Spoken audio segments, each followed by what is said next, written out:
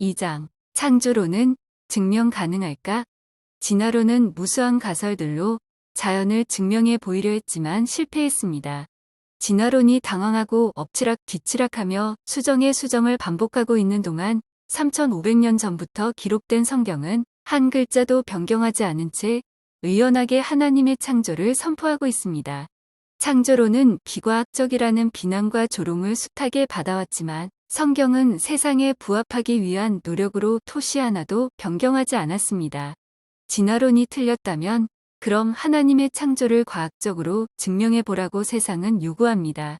하나님과 그분의 창조를 과학적이고 직접적으로 증명해 보일 방법은 없습니다.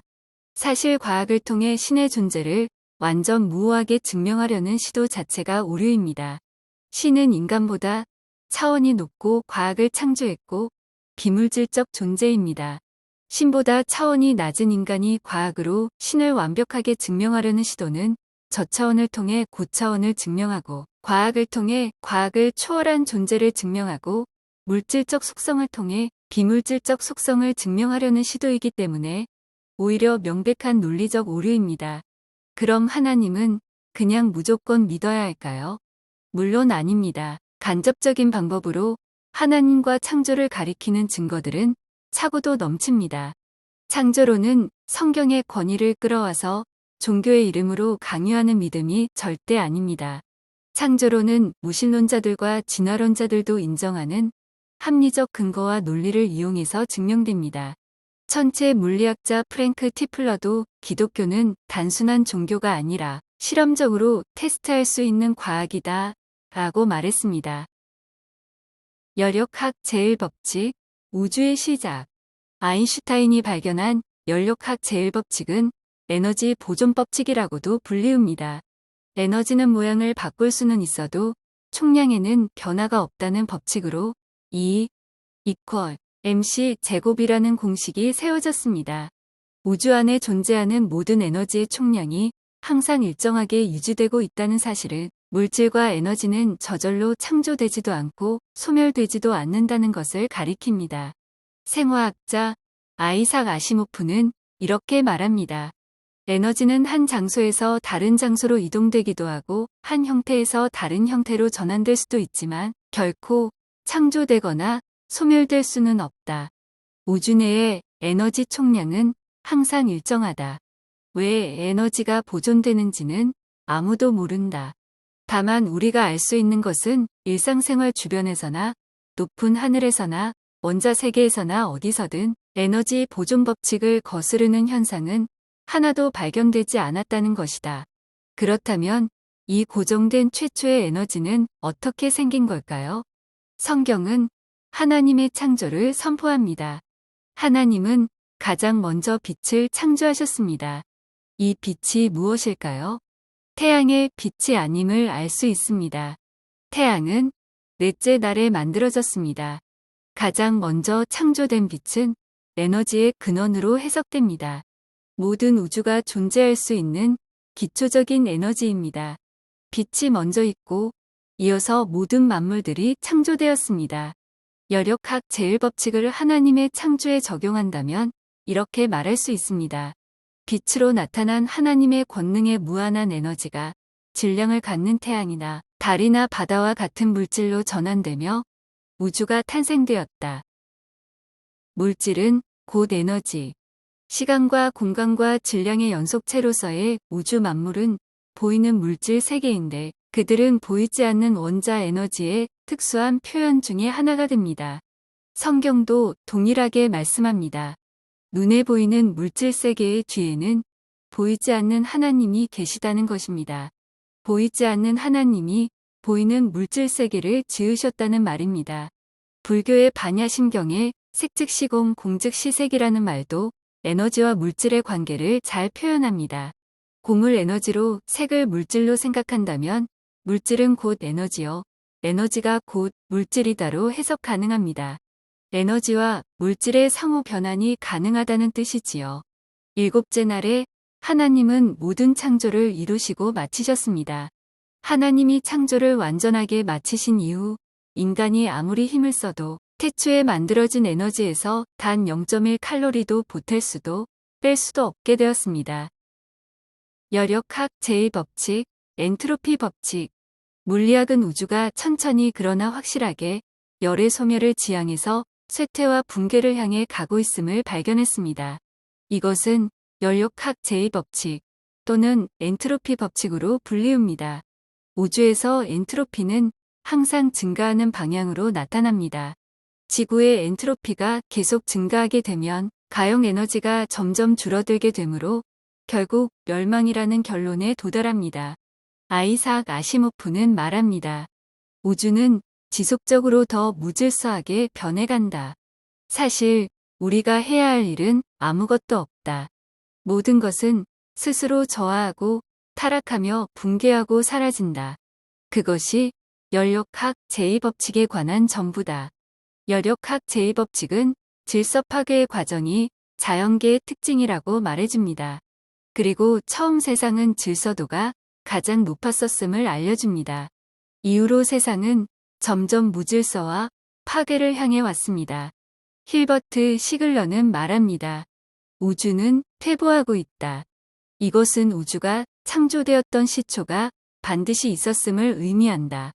그때 에너지는 최고의 상태였다. 이후 열역학 제2법칙은 우리에게 강요하는 냉혹한 결론이 되었다. 종말의 예언. 열역학 제1법칙은 우주의 종말이 있음을 알려줍니다. 성경도 언젠가 지구의 종말이 있다고 분명히 알려줍니다.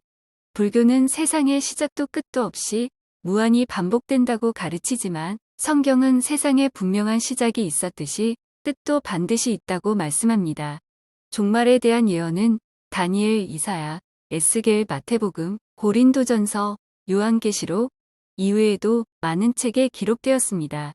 비유와 상징으로 해석이 어려운 구절들도 있지만 분명하게 알려주는 구절들도 많습니다.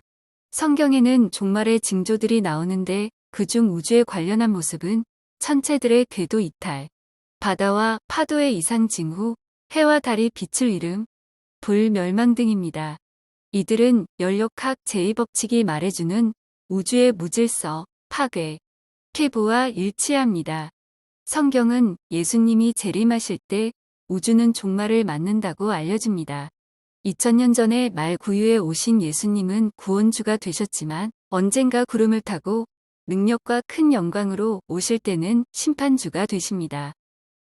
우주 정상론. 나는 어떻게 존재하게 되었을까요? 물론 부모님을 통해서 세상에 나오게 되었습니다. 그럼 그들은 어떻게 세상에 나왔을까요? 이렇게 거슬러 올라가며 나의 뿌리를 찾아보겠습니다.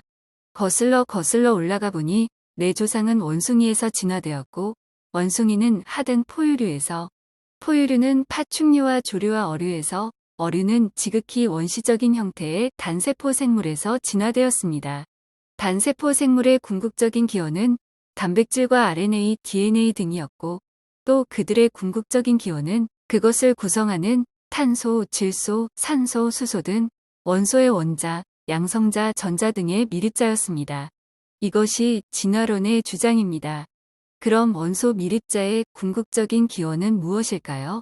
그들은 그냥 원래 있었다고 답변합니다. 그냥 원래 있었다.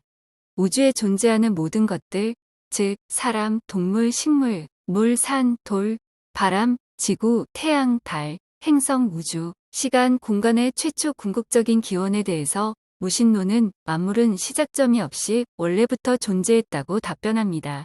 만물의 기본적인 원인은 무한대 이전의 시간부터 존재했다라는 겁니다. 진화론과 무신론의 관점은 시작도 끝도 없이 무한대 이전부터 세상이 존재했다는 불교의 관점과 유사합니다. 불교는 인간이 부처가 되기 위해서는 윤회를 거듭하며 사마승기 100대검년의 시간 동안 수행해야 한다고 합니다. 교학자들에 의하면 그것은 10의 73승년에 해당하는 시간입니다. 세상은 시작도 끝도 없이 무한 이전부터 무한 이후까지 존재해야만 가능합니다. 우주가 처음부터 그 상태 그대로 유지되고 있다는 이 이론을 우주정상론이라고 부릅니다. 우주팽창론. 우주는 원래부터 그 상태 그대로 유지되고 있다는 우주 정상론에 맞서서 우주 팽창론이 제기되었습니다. 현재 우주가 계속해서 팽창하고 있다면 역으로 되짚어가면 최초의 순간에는 모든 것이 한 점에 모여 있었을 것이라고 추론할 수 있습니다. 약 137억 9,900만 년 전에 대폭발이 일어나면서 우주가 시작되고 이후 팽창이 계속되었다는 것인데 그래서 빅뱅이라고도 불립니다. 빅뱅 이론은 초기에는 하나의 가설로만 생각되었으나 이것을 지지하는 여러 증거들로 인해서 현대 우주론의 표준적 모델로 자리잡게 되었습니다. 빅뱅 이론은 20세기 현대 물리학의 가장 위대한 발견 중 하나로 불립니다. 빅뱅 이론의 핵심은 우주는 무한대 이전부터 존재했던 것이 아니라 특정한 시작점이 있었다는 것입니다. 137억 년 전의 시점에서 모든 물질과 에너지, 물리적 시간과 공간이 처음으로 시작되었다는 것이지요. 만물의 근본 원인. 그럼 빅뱅 이전에는 무엇이 있었나? 빅뱅으로 만들어진 우리 우주 밖에는 무엇이 있나라는 질문이 당연히 나옵니다. 우주의 존재의 시작이 있었다면 우주의 시작을 유발한 근본 원인이 존재해야 합니다. 최초의 근원은 시공간과 물질의 원인이 되므로 시공간을 초월한 비물질적 존재라야 합니다. 이 존재는 성경에서 이야기하는 하나님의 속성과 일치합니다. 성경에 의하면 하나님은 온 우주 만물과 인간을 창조하시고 물질과 비물질 세계의 모든 것을 관장하시며 물질적 속성을 초월한 영적 존재가 되십니다. 시작도 없고 끝도 없고 자신이 곧 원인이자 결과가 되시는 존재입니다. 칼 세이건은 저서 코스모스에서 신이 무에서 우주를 창조했다는 대답은 임시 변통에 지나지 않는다고 일축합니다. 우주의 근원을 묻는 이 질문에 정면으로 대결하려면 그 창조주는 어디에서 왔는가라는 질문을 해결해야 한다고 주장합니다. 이는 하나님의 속성을 모르기 때문에 하는 질문입니다. 모세가 하나님께 이름이 무엇이냐고 질문하자 I am who I am이라고 알려주셨습니다. 스스로 있는 자라는 뜻입니다. 성경에는 하나님의 이름이 많이 있지만 대부분의 이름은 인간과의 관계성에서 맺어진 이름입니다. 반면 I am who I am이란 이름은 순수한 하나님 자신의 계시가 됩니다. 우리가 탐구해서는 알아낼 수 없는 존재임을 말해줍니다. 시공간을 창조하시고 시공간을 초월하신 원래부터 계신 존재, 곧 그분 자신이 궁극적인 원인이 되십니다. 하나님이 창조하신 온 우주 만물은 최초의 시작점이 있고 종말도 있지만 하나님 자신은 시작도 끝도 없습니다. 하나님이라는 존재가 없이는 우주 만물의 기원을 논리적으로 모순 없이 설명할 방법이 없습니다. 미세 조정된 우주. 성경은 하나님이 자신의 피조물을 통해서도 분명히 드러내고 계시므로 우리가 핑계할 수 없다고 말씀합니다. 우주가 얼마나 경이로운지를 발견하면 결코 우연히 생겨났다고 주장할 수 없습니다. 우주는 매우 미세하게 설계되어 조정되고 있습니다. 중력, 태양과 지구의 거리, 지구의 기울기, 지구의 무게와 크기, 자전주기, 대기, 인력, 공전면 등 지구는 생명이 존재할 수 있는 놀라울 만큼 완벽하고 유일한 환경을 제공합니다. 그를 둘러싼 우주는 매우 정교하게 정리된 법칙 아래서 질서정연하게 움직이고 있습니다. 중력, 물질을 서로 잡아당기는 중력이 없다면 행성도 항성도 없고 어떤 형태의 복잡한 유기체든 생성이 불가능하게 됩니다. 중력의 세팅을 단 1인치만 움직이게 되면 생명체에 미치는 영향은 가히 재앙에 가깝게 됩니다. 무게와 크기. 지구의 무게는 약 6 곱하기 10의 24승 킬로그램, 반지름은 6,300km, 지각의 두께는 35km 정도가 됩니다. 크기가 달라진다면 중력, 고도, 물의 증발, 기압 등이 엄청나게 달라지면서 살 수 없는 환경이 됩니다.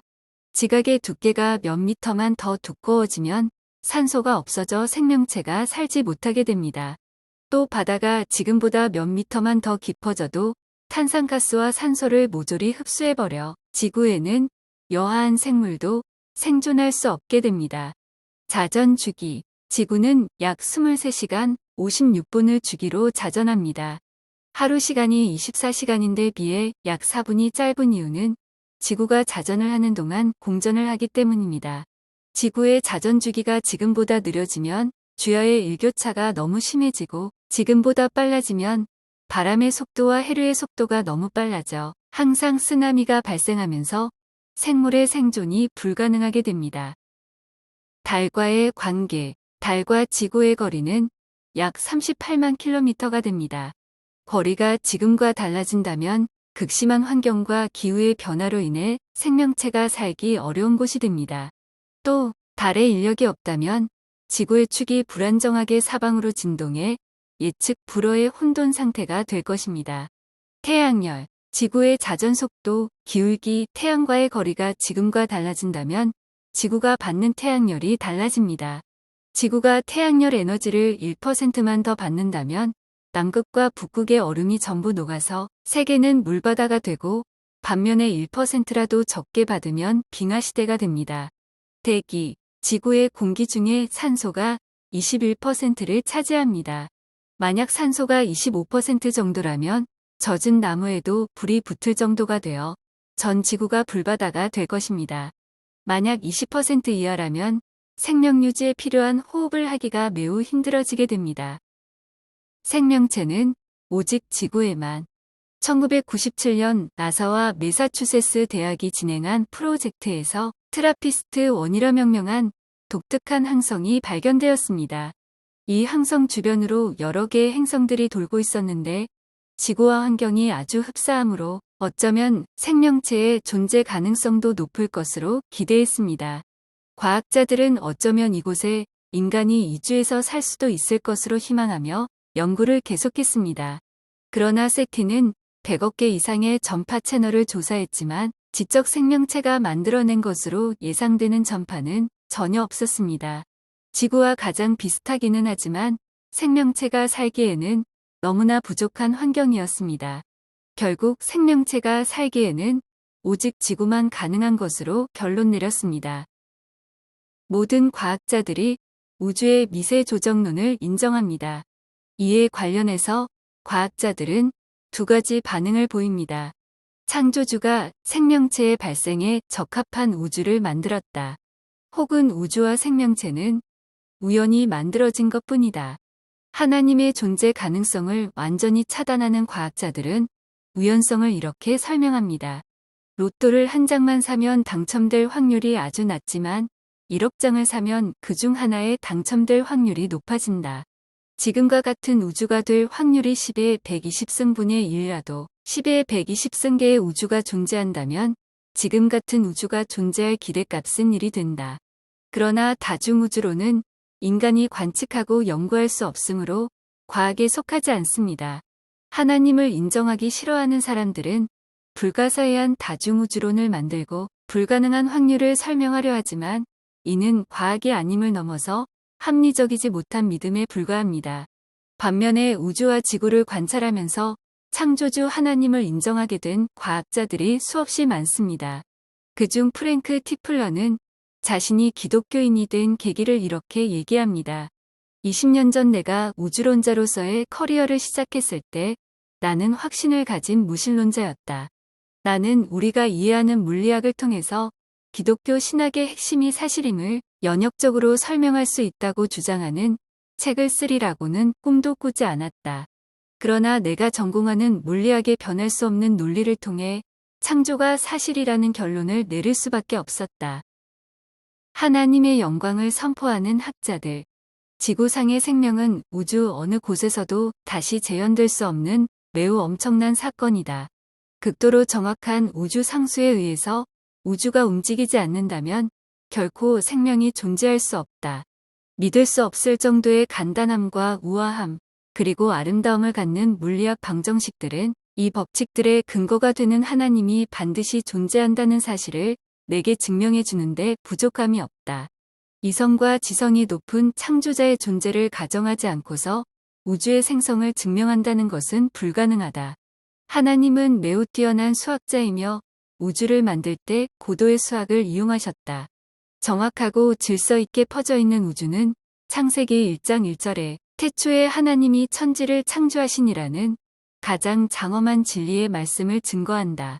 유물론은 내 삶에서 가장 생각하기 어려운 것이다. 우주의 배후에 존재하는 초월자는 위대한 건축가이시다. 이외에도 프레드 호일, 아노 펜지아, 로저 펜로즈, 미치오 가쿠 등 수많은 물리학자들이 동일하게 증언합니다. 무신론자의 영웅으로 불리던 영국의 철학자 앤서니 플루는 노년에 드디어 하나님을 인정하며 예수님 앞으로 나아왔습니다. 그의 이유는 명쾌했습니다. 증거가 명백하게 말하고 있기 때문이라는 것입니다. 근대 과학의 아버지라고 불리우는 뉴턴은 과학은 피조 세계를 연구하는 학문이다라고 말했습니다. 하나님이 모든 세계를 만드신 것은 당연한 사실이고 학문의 목적은 그의 하신 일들을 사람들이 유익하게 사용할 수 있도록 돕는 것이라는 이야기입니다. 천문학자 갈릴레오는 하나님은 우리에게 두 권의 책을 주셨다. 하나는 성경이라는 책이고 다른 하나는 자연이라는 책이다라고 말했습니다. 자연이라는 책을 통해 하나님이 계시다는 사실을 알게 되고 성경이라는 책을 통해 하나님의 성품과 사랑을 발견할 수 있다는 의미입니다. 로마서도 그렇게 말씀합니다. 이는 하나님을 알만한 것이 저희 속에 보임이라. 하나님께서 이를 저희에게 보이셨느니라. 창세로부터 그의 보이지 아니하는 것들, 곧 그의 영원하신 능력과 신성이 그 만드신 만물에 분명히 보여 알게 되나니 그러므로 저희가 핑계치 못할지니라. 아인슈타인은 무신론자였지만 노년에 접어들어서 하나님을 믿게 되었습니다. 평생에 발견한 수많은 지식을 통해 하나님과 멀어진 것이 아니라 가까워지게 된 것이지요. 그는 말년에 이렇게 말했습니다. 나는 이러저러한 과학적 현상이나 스펙트럼에는 관심이 없다. 평생 해봤으니까 나는 하나님에 대해서 알고 싶을 뿐이다. 나는 하나님이 어떻게 세상을 창조하셨는지를 알고 싶다. 나머지는 사소한 일이다. 어리석은 자는 그 마음에 이르기를 하나님이 없다고 하지만 지혜롭고 겸손한 자들은 우주와 지구와 자연의 신비와 조화를 보면서 그것의 창조주이자 운영자가 되시는 하나님을 깨닫습니다. 과학의 궁극과 성경의 만남. 무신론자로서 천문학자인 로버트 제스트로도 이런 고백을 했습니다. 과학자들이 수많은 연구를 통해 어느 이론의 배경에 접근해보면 이미 그 자리에는 예전부터 와서 앉아있는 이들이 있는데 그들에게 누구냐고 물으면 그들은 신학자들이라고 대답한다. 과학자가 어마어마한 연구를 통해 지식의 정상에 올라와 보면 이미 그 자리에는 신학자들이 와 있다는 것입니다. 과학의 궁극이 신학과 만난다는 것을 그도 인정한 것이지요. 오래전 미국 만화에서 읽었던 내용입니다. 동료 과학자가 수상받는 자리에 참석한 친구들이 이런 말을 속삭입니다. 성경만 읽으면 됐는데, 즉, 그가 성취한 업적의 내용은 이미 성경에 써 있다는 말입니다. 실제로 성경의 모든 사서하게 보였던 기록조차도 사실이라고 믿고 연구하면서 엄청난 업적을 이루게 된 과학자들이 아주 많습니다. 관련해서는 6장에서 언급하겠습니다. 피조물이 아닌 창조주 찬양. 어떤 사람들은 인간에게 유익함과 즐거움을 주는 자연에게 감사하면서 때론 그 굉장한 위력에 두려움을 느끼면서 자연을 경배합니다. 자연 만물에 신이 있다면서 태양신, 달신, 산신, 바다신, 농경신 등을 부르며 섬깁니다. 그러나 자연은 하나님의 명령에 따라서 만들어진 비인격적 존재일 뿐이지요. 더구나 우리 인간을 위해서 만들어진 피조물일 뿐입니다. 인간이 찬양하고 감격하고 감사하고 경외하고 두려워할 유일한 대상은 피조물 자연이 아니라 그것들의 창조주이신 하나님입니다. 신유막측한 인체. 하나님의 형상을 따라서 완전하게 지어진 인간이 자유의지로 죄를 선택하고 타락하며 비록 불완전하게 변형되었지만 생명 현상은 여전히 신유막측합니다. 과연 진화론자들의 주장처럼 화학가스가 장구한 세월 동안 진화를 거듭할 때 이렇게 신비한 존재가 만들어질 수 있을까요? 잠깐 그 신비를 들어보겠습니다. 귀를 예로 들어보지요. 우리가 듣는 소리는 귀 내부의 완벽한 작은 기관에 의해서 재생되고 있다. 음파가 관으로 내려가 구막 및 종이의 뼈들과 달팽이같이 말려진 달팽이관에 의해서 수행된다. 외인은 공기로 작동된다. 그러나 달팽이관은 액체로 채워져 있고 음파를 공기에서 액체로 전달하는데 이것이 과학계에서 알려진 가장 어려운 문제 중 하나이다. 소골이라 부르는 세 개의 작은 뼈들은 우리가 올바르게 들을 수 있도록 정확히 그 일을 수행한다. 흥미롭게도 이 작은 뼈들의 크기는 우리가 태어난 이후로 변하지 않는다. 생명의 신비한 복제력. 하나님은 인간을 만드신 후 생육하고 번성하라고 명령하시며 축복하셨습니다. 홍수 멸망 이후 생존한 노아와 자녀들에게도 동일하게 명령하시며 축복하셨습니다. 하나님이 그들에게 복을 주시며 그들에게 이르시되 생육하고 번성하여 땅에 충만하라. 하나님이 노아와 그 아들들에게 복을 주시며 그들에게 이르시되 생육하고 번성하여 땅에 충만하라. 하나님은 우리 몸이 자녀들을 만드는 데 필요한 프로그램된 정보를 다음 세대에 전할 수 있는 능력을 갖도록 설계하셨습니다. 부모를 닮은 생명의 탄생과 아기의 성장은 인간의 지혜로는 상상할 수 없는 불가사의이자 신비와 기적입니다. 정자와 난자가 착상되는 순간 기적이 시작됩니다. 생명공학이 아무리 발달해도 생명의 신비는 넘볼 수도 없습니다. 생명의 탄생 과정을 잠깐 살펴보겠습니다. 태아의 첫 8주간 동안은 세포 덩어리에 불과합니다. 수정란 하나엔 한 사람분의 설계도가 들어있습니다. 착상이 되고 보름쯤 지나면 인간의 몸을 구성할 특수 세포들이 만들어집니다. 8주 이후부터 얼굴이 생겨나고 손가락마다 지문이 생기며 멜라닌 색소가 피부에 색소를 입힙니다. 장기들이 생겨나고 골격이 만들어집니다. 골격은 몸의 체형을 유지하고 틀을 잡아줍니다. 26주에는 폐호흡 준비의 일환으로 혈액이 형성됩니다. 폐는 세상으로의 진출을 앞둔 마지막 순간에 성숙하는 장기입니다. 태아는 아직 자궁 안에서 액체가 가득한 상태에서 지냅니다. 36주에는 바깥 세상에서의 호흡에 대비해 폐에 무수한 허파과리가 생깁니다. 38주가 차면 드디어 한 생명이 태어납니다. 생명의 탄생은 우주의 운행보다 더 신비한 것 같습니다. 인간과 자연의 조화. 사과, 홍당무, 호박, 감자같이 아무 땅에서나 쉽게 자라나는 것들이 우리 몸에 생명을 줍니다. 엉겅퀴, 민들레, 쑥, 삼백초, 여주 등 잡풀 같은 것이 현대의학으로도 못 고치는 불치병과 난치병을 치료하는 약이 되기도 합니다.